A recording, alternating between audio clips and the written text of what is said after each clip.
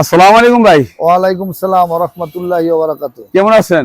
আলহামদুলিল্লাহ। ভাই এই যে হাঁস প্রজনন কেন্দ্র, এখানে কি কারণে আসছেন ভাই?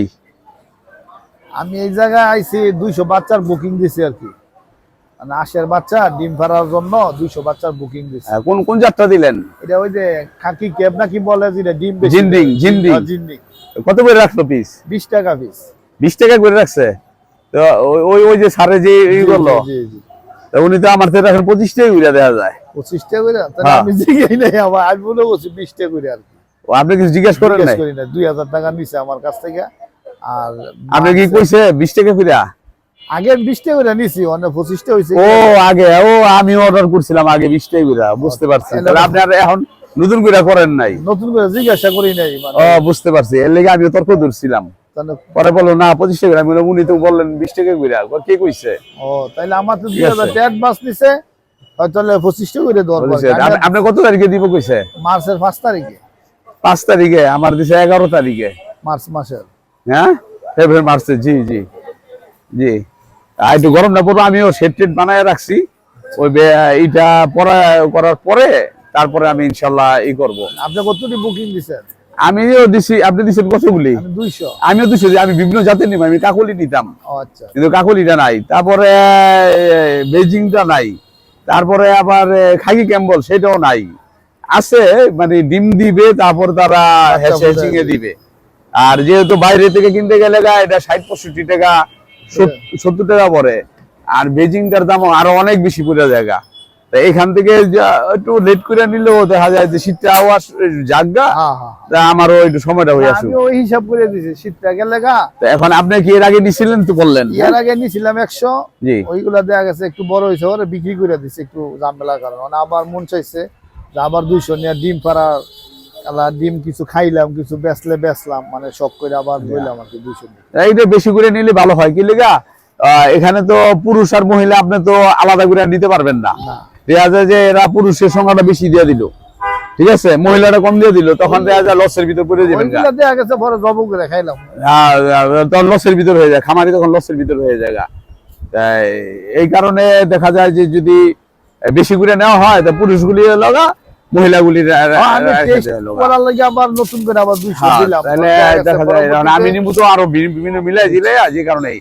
এখন আপনার ওখানে জায়গা কতটুকু আছে? আমার এটা 5 একর জায়গা আর কি, মাছের খামার। ওই খামারের সাইডে 5 বিঘা। 5 বিঘা। 5 বিঘার মধ্যে ওই যে আশের একটা শুরু করে সেট করছি, ওইটার মধ্যে ফার্মু, ওই মাছের খামারও।